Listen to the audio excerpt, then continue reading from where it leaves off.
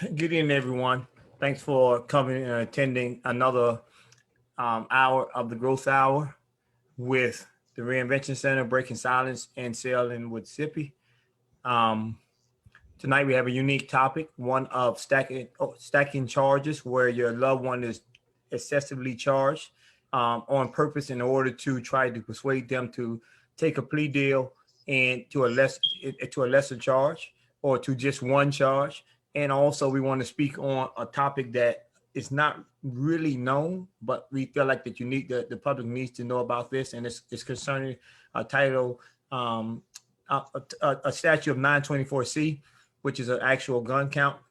We'll get to it. It's detrimental to our community as well as our families, and I don't think, and we all feel that it was important that we have this actual topic tonight to educate the community and everyone on 924Cs, because 924Cs are crushing us as a people.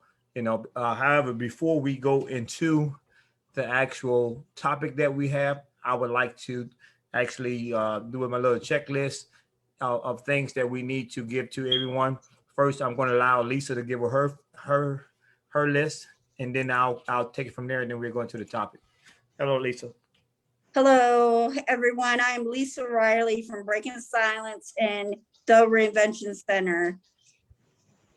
As most of you know, we ended the car wash and detail fundraiser. We did very well. And again, thank you everyone for that. We will start a new fundraiser. I'm going to let Mr. Jones fill us in on that.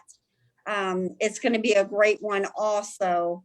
I just want to thank everyone that helps with these fundraisers. They're very, very important. I just appreciate everyone out there that is involved with that.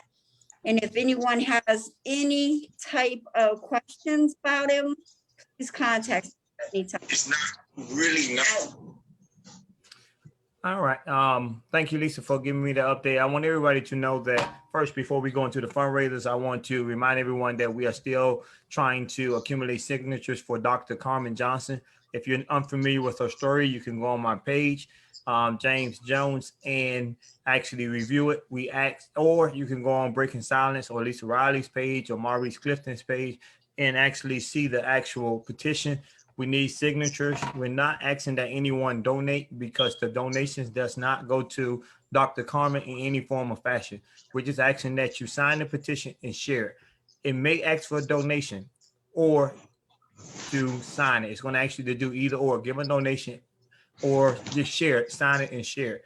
We ask that you just share it so we can get more signatures. Doing this won't cost you anything, and we again don't want to remind you that even if you do donate, it does not go to Dr. Carmen. At this point, she's looking for signatures, so keep that in mind. As far as the fundraisers beginning next week, I will make the announcements of it next week. They're starting and the ending date, give you more details. We're going to have 2 fundraisers, maybe 3 start. If you're in the DMV area, which is Maryland, DC, and Virginia area, we will be hosting a car detailing fundraiser where you can purchase a coupon as before and get your car detail. The unique thing about this actual fundraiser is the detailer comes to you. So if you're home, at work, wherever you may be, the detailer will come to you. In addition to that fundraiser, what we're going to offer, the Reinvention Center is going to offer is a fundraiser on where you can get one of my personal books that helps you with the federal legal system. Gives you a lot of information about the federal legal system. It gives you, when I say system, it includes from the time you get arrested all the way to helping you when you're released, as far as what resources and things that's afforded to you. In addition to the system, it also has an actual section in there about the Bureau of Prisons. Along with that book, we will be offering a 1 hour of phone where you can get on and actually ask me any questions you want to ask me about anything relating to any topic of law or the system or something of that nature. By no means am I an attorney, and I'm not trying to pose as an attorney, but I will assist you in any way that I can and give you the knowledge that I have. If I don't know it, I will research it and find out or reach out to someone that has that information. Bottom line is we will not leave you with no question unanswered. If you want me to provide documentation to support anything I say, no problem, because I'm not going to say it if I don't have documentation. So just know that that fundraiser, as well as the car wash fundraiser, will begin next week. Lisa, I believe, is going to do another mobile detailing car wash starting next week as well. So again, next week I'll give you more details, more information, and how we can do it. For people who you don't have, for the people who are not in our geographical areas, we're going to do a fundraiser where we have a gift card, $100 gift card that we can mail to whoever that actually wants to be a part of that. So we're trying to make it to where we can assist people with, not assist people, assist us, but we can provide for everyone, regardless of your geographical location. In the near future, we will be doing virtual comedy shows, virtual talent, not talent show, but virtual concerts. And you will get more information on that as those things start to come into light. Now, with that being said, I would like to go ahead and go into the topic of stacking charges and the statute of 924C counts. I'm going to start with the 924C counts. That is a statute that I think that a lot of people, I was saying earlier, that a lot of people are unaware of. 924C counts is one of the most damaging statutes that they have on the books for anyone. It allows the government to give you what we say as a bunch of frivolous charges based on a bunch of simple facts. And as a way to try to get you to intimidate you, to get you to take a plea and go into to make their job easier. You always hear that they have a 98% conviction rate. Speaking of the federal government, what you do not know is that they're not taking people to court. What happens with that is they're having people plead out. Myself, I was a victim of a 924C counts. Actually, I had 5 of them. So as we go along, you will understand the significance of the 924C counts. Brief history of myself. I was sentenced to 115 years, with a minimum sentence of 115 years. It was 85 years for 5 924C counts and 30 years for a drug conspiracy. Fortunately, God didn't see fit for me to serve that time, and I was successful on a 2255 and getting it down to 25 years, just to 2 924C counts. Again, we'll get into that. I don't want to go into myself. It's not about me. It's about the statute and educating everyone on the statute. So, but I just want to give you some brief information on the statute before we get into the nuts and the bolts of it and how it is that I come to understand so much about it. Just know for many years, I fought the 924 statutes and kept up with the laws and still keep up with the laws. With that being said, what I'm going to do is allow our first guest. I would first say thank you to all the guests for coming on, wanting to speak and share their time and stuff with us in regard to this topic. For all the panelists that normally be on, I want to say again, thank you for coming. With that, I'm going to go ahead on to Mr. Hayes and allow Mr. Hayes to open us up in this topic. Hello, everybody. Thanks for all who are attending. My name is Kevin Haynes, born and raised in Brooklyn, New York. September 1st, I was brought into the federal system. I knew nothing about a 924C for armed bank robbery. I received 4 counts of bank robbery and one 924C. I refused to cooperate, and I refused to take a plea. I went on to trial. They said, well, if you go to trial, we're going to give you 3 more 924Cs. 3 more 924Cs was the first 924C is 5 years. The second would have been is 20. The other year after that is 20. So I went on the trial. I wasn't trying to hear that. So I went on the trial. I refused to take the plea, and they gave me 45 years in gun counts and 18 months for the actual bank robberies. And this is trial tax for me going to trial. Subsequently, of the 500, I was sentenced on June 6, 1994 to 556 months, which is 46 and a half years. Of the 46 and a half years, I did 27 years of those. I came home last year, all based off this compassionate release. I did, like I said, 27 years off of that. I came home this year based off the compassionate release. Of that, I did 27 years. So it shouldn't be that way. I was fortunate to meet up with some guys in prison. We had a think tank group. One of the guys' name is Ian Owen. The name of the organization is 924C. And the other organization that linked up with us was a woman who's on this call with us named Dawn Franks, Ask Me Dapper. And they really lobbied for us. Subsequently to them lobbying for us, and we wrote a few other judges. There was one judge named John Gleason coming out of the Eastern District of New York based off a case called Holloway. They created something called the Holloway Doctrine, where the court as well as the defense lawyer asked the prosecutor to drop one or two of the 924Cs because it's abusive. It's very draconian. And Loretta Lynch at this time was the head prosecutor in Eastern District of New York, and she did it.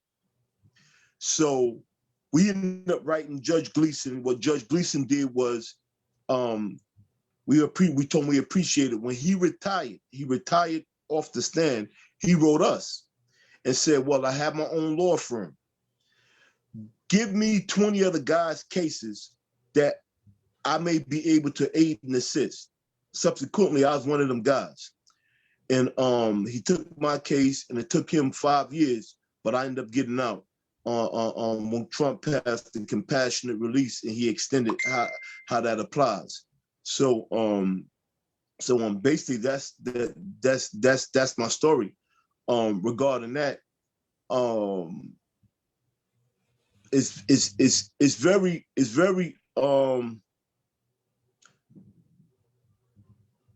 it's cruel. It's a very cruel penalty. It's a very cruel penalty for you going to trial. And it's racist. And the reason why it's racist is because they did a study on it, and they said the majority of the people that's going to trial that's Black is the ones that they're giving it to. Now, this is a study done by the Department of Justice, the Bureau of Prisons, as well as the Sentencing Commission. And we can get into the legal argument, but when you look at the 5th and the 14th Amendment, where it says the due process of law, if you know something's illegal, why are you still holding the guys in prison? So with that, I'll let Brother Jones take it from there.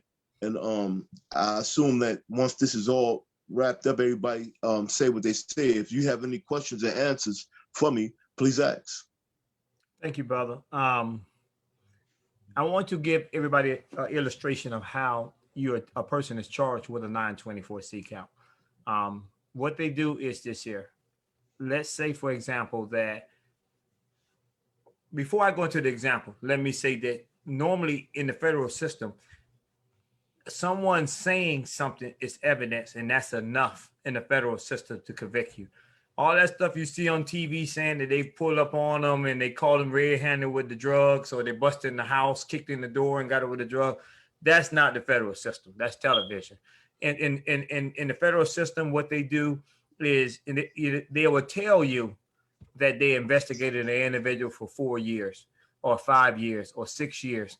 And what that investigation consists of is not them actually having boots on the ground, going and doing surveillances or busting people with drugs or going to people's houses. What it consists of is an officer or a law enforcement officer sitting at a desk and having someone who has gotten in trouble sitting across from them, who is facing an indictment, who's facing jail time, who's on his way to prison, sitting in front of them, and they're saying, okay, well, tell me what you know.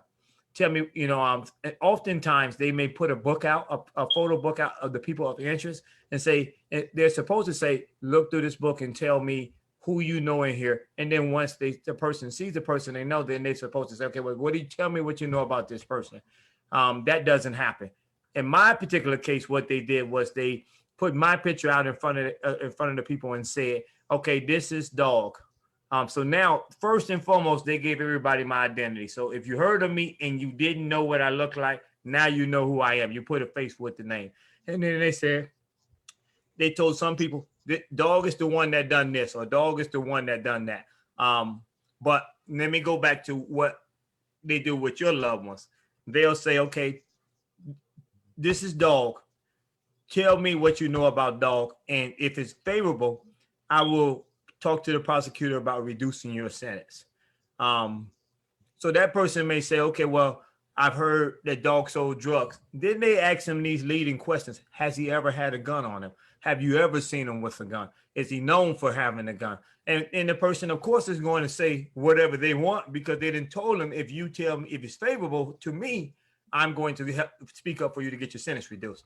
So a person say, yes, he's known for carrying guns. That was my scenario. I'm known for carrying guns.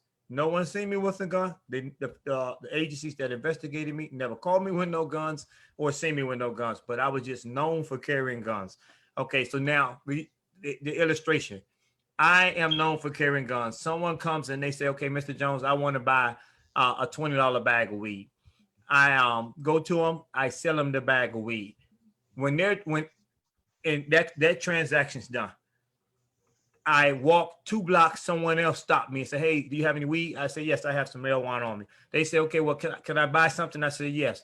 I served them a weed. That transaction is completed. I walk 2 more blocks and someone else stops me and asks me, hey, do you have something? I say, yes. They remake the transaction and I leave.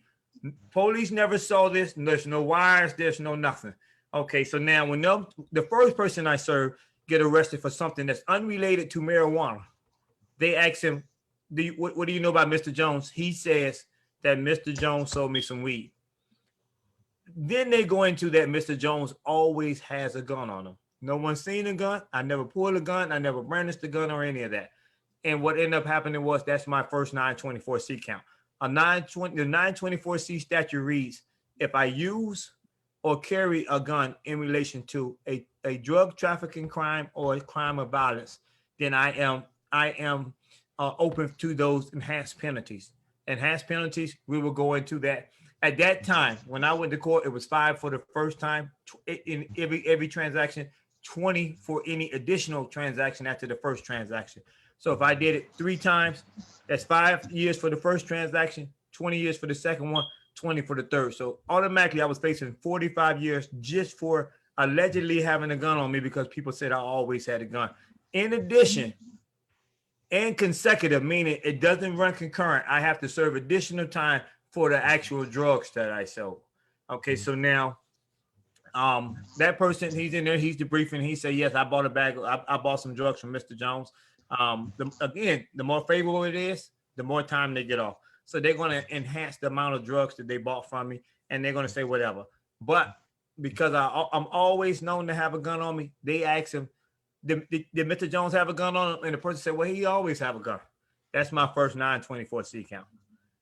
When it goes to the second person and he gets locked up for something unrelated, the same process goes on to the third person, fourth person, and fifth person. This is what happened with me. So I was eventually I was facing, I had 5 924C counts, which was a total of 85 years. 5 for the first one, 20 for each additional one, to run consecutive from each other and consecutive from any of the drug crime or the underlying offense, whether it be a crime of violence or a drug trafficking crime. So now I want you to know that is how simple it is for a person to get a 924C count. Just someone saying, not seeing, you not pointing and you're not doing anything, just saying that you had a gun on you when you sold us some drugs. Go ahead, Mr. Hayes. No, that was interesting you said that, because I never got called for gun. They did have me under surveillance. They have surveillance of me helping a blind man across the street, taking my daughter back and forth to school, and never had no evidence of nothing on me. But all it took was one person to say that I robbed banks with them. It was just one person. Now, mind you, this same person had his own brother-in-law locked up for 18 months. Then he said, oh, it wasn't my brother-in-law, it was him. And they picked me up. Just that simple. So I understand that with the federal system, it's a word of mouth court system. It's not an evidence. Well, let me rephrase that. Because they're saying that direct testimony, which is word of mouth, is evidence in a federal court. I disagree with them, but hey, I don't make the laws, and all I try to do is fight the laws. But word of mouth is all they need in federal court. Some would say, that's unbelievable. You're going to hear out the rest of this night how a lot of people never got caught with anything. I'm telling you, in the 4 years they allegedly investigated me, which I know they didn't, they never caught, not the 4 years, for the years that they investigated me, I never got caught with no drugs. They never seen me with no drugs. They never caught me with a gun. They never seen me with a gun. No law enforcement agency ever seen me do anything. And there were 6 different law enforcement agencies investigating me. And I was 19 to 22, and I was a high school dropout. So now what they're telling, and they want everyone in the world to believe that a 19-year-old kid outsmarted 6 different law agencies that had all this specific training to catch people like me. But again, that sounds crazy because it is crazy. And I'm telling you that they are not doing no investigations. They're just going to what people are saying. I'm back on that because I need you to understand that. So now as far as the 924C counts, again, they charged me with so many of them, but the plea they offered me initially was if I'll take one drug count and plead to one gun, I take the conspiracy count and plead to one gun, they would drop the rest of them. So that would have reduced my potential exposure from 115 years minimum to life plus 85 maximum to 30 years or 20 years or whatever the case it would have been, because I don't know, because I didn't take it. I went to trial. But I need you to know that the 924C counts is a statute that we definitely need to address. We need to address that. I want you to know that we need to do whatever we can do to get it off the books, because it is not conducive for us. It's just something that the prosecutor uses as a scare tactic to get us out, to get us to plead guilty. With that being said, I want to ask Ms. Franks if you have something that you would like to say, because I know you have time restraints, and I wanted to allow you to say whatever you had to say, chime in before we continue to go forward. Thank you. No problem. My name is Dawn Franks. I have 2 loved ones that are incarcerated, serving a 924C sentence. They've been incarcerated for going on 26 years this year. They were 19 and 22 years old, college students attending Fresno State University. It has been a long, emotional journey. People that have loved ones incarcerated, you guys know how challenging it can be. And it has been a very challenging journey. It was a few things going through my mind from when you spoke and when Kevin spoke. One of the things when you were talking about, your indictment and going to trial for my loved ones, they were, it was a student, it was 9 or 10 students involved with participating in these robberies. My 2 loved ones chose to go to trial. And so they were found guilty and received their sentence. Now, the part for me that has been very insulting to my intelligence and to others that are serving this 924C sentence is based on, if they do not, one of the things that's just like really hard for me, if they do not accept that plea and then they're found guilty, then they're, given these stacked sentences. No, so for my 2 loved ones, Michael Stewart, he received 3 counts of 924C and received 49 years. My godbrother, he received 5 counts and received 97 years. Now, the person that was the mastermind behind all of this and was recruiting fraternity brothers and football players, because my two loved ones, they had football scholarships.